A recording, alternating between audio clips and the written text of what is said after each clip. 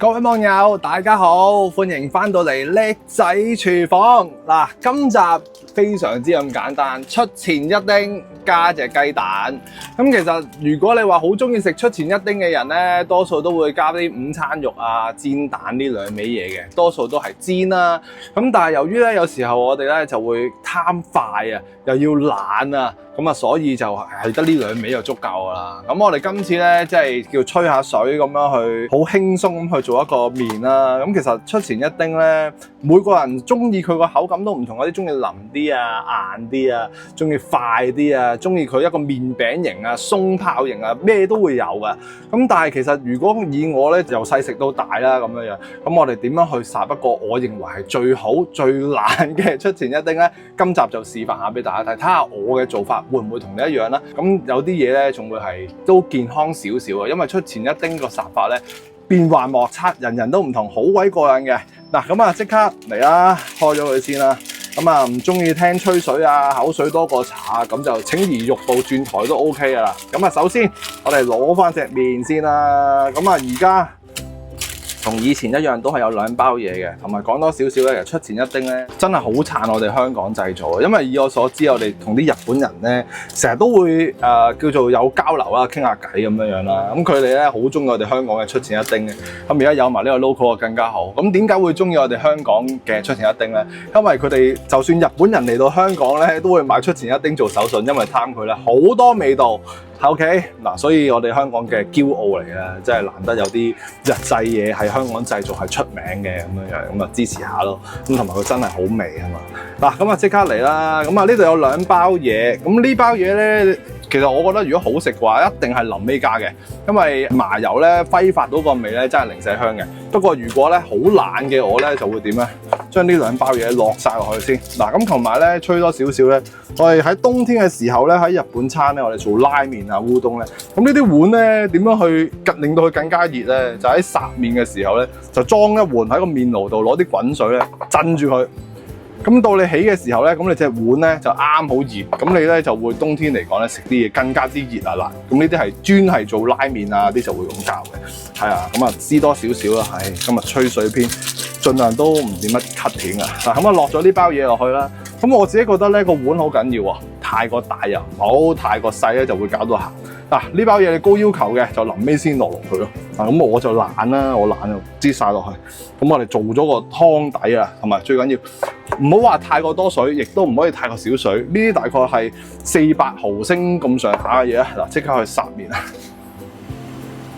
殺麵嘅時候，嗱，我哋準備翻烹水，烹水咧千祈就唔好話咁多，亦都唔好話太少，浸得過隻麵多少少就啱啱好噶啦。點解咧？因為呢烹水我哋唔要，但係咧啲水又唔可以太少喎。點解咧？我哋要殺埋隻雞蛋，所以啲水量咧要有翻咁上下。咁喺大滾嘅狀態，即刻抌落去啦。咁呢啲麵咧，嗱，講多少少啊，好搞笑嘅。其實喺我諗20零30年前，我哋喺茶餐廳食嗰啲麵咧，唔知點解佢會成日都會一餅餅麵嘅。係啊，即係起咗個碗度都係一個長方形嘅。咁我今次咧就會做翻呢一個 taste 呢一個形態出嚟嘅。咁我哋由得佢啦 ，keep 住呢個火啦。咁我哋大概烚幾耐到咧？我諗大概2分零鐘到啦，睇個情況嘅。係啊，滾得起就 O K 啊。咁佢去到散嘅時候咧，再去講俾大家聽。咁啊，開始淋少少先。依家呢個狀態約莫1分鐘到，留意住對面咧，嗱，開始會鬆鬆地、硬硬地咧，咁我哋開始咧就唔使話咁大火啊。不過我哋喺未閂火嘅時候咧，即刻咧可以落隻雞蛋落去。落雞蛋非常之有技巧，咁啊落埋一邊，千祈唔好喐佢。但係同埋咧，其實好多人咧會冚蓋嘅，我話千祈唔好冚蓋，一冚蓋咧，多數隻麵咧90%都淋個頭，唔好食噶啦。咁呢個時候唔冚蓋有咩好處咧？隻雞蛋咧會湧上嚟啊！你見到啲蛋白咧出嚟，如果你一冚蓋咧，佢就會湧瀉噶啦。咁呢個時候咧，我哋就 keep 住個微滾嘅狀態啦，咁啊控制住佢啊！你千祈唔好撩散佢喎，撩散佢又做唔到嗰個效果咧，係一個麵餅咁啊！輕輕叫滾住，隻蛋咧就浸住佢咁樣去滾熟。我由細食到大嘅蛋咧都係咁樣樣，夠晒辣。嗱，咁啊由得佢滾到大概半分鐘至1分鐘咁上下啦。我哋做出嚟個效果咧要硬硬地身嘅，咁樣就 OK 啦。好啦，咁啊總數我諗2分鐘咁上下，我哋見到個麵質咧已經開始散開啦。呢個時候咧調翻細丁咁多嘅火，即刻咧喺呢一邊咧，我哋已經可以準備定啲滾水啊。咁喺呢度開，咁呢啲水咧我哋唔要啦，基本上咧嗱，依個時候唔滾嘅啦，由得佢。